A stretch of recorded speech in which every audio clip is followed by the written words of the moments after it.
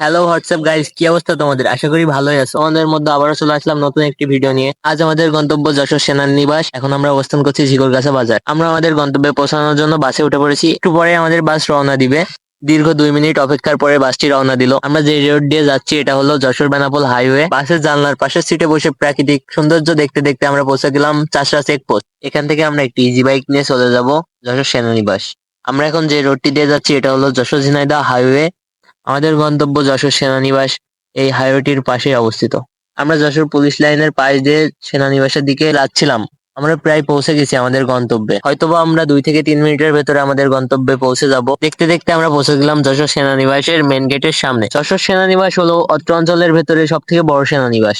এই সেনানিবাসটি অনেক বড় এরিয়া নিয়ে অবস্থিত। বর্তমানে যশোর সেনানিবাসে 2025 সালে সেনাবাহিনী সার্কুলারের নতুন মাঠ অনুষ্ঠিত হচ্ছে। দেখতে দেখতে আমরা শহীদ কর্নেল মশিউর সিগন্যাল চত্বরে পৌঁছে গেলাম। এখানে আমরা এসেছিলাম একটি ইম্পর্টেন্ট কাজে। আলহামদুলিল্লাহ আমাদের কাজটি সম্পূর্ণ হয়েছে। আমাদের কাজগুলো শেষ করে আমরা এখানকার সুন্দর পরিবেশগুলো উপভোগ করলাম একটু। এখানকার পরিবেশটা অনেক সুন্দর ছিল। এখানকার কিছু ভিডিও ফুটেজ নিয়ে আমরা আমাদের প্রয়োজনীয় কাজ মিটিয়ে আমরা বাসার দিকে রওনা দিলাম। আজকের মতো আমাদের ঘোরাঘুরির সাথে সাথে আমাদের ভিডিও এখানেই শেষ হলো। আশা করি ভিডিওটা ভালোই লাগবে আপনাদের। ভিডিও ভালো লাগলে অবশ্যই ফলো করে আমাদের পাশেই থাকবে।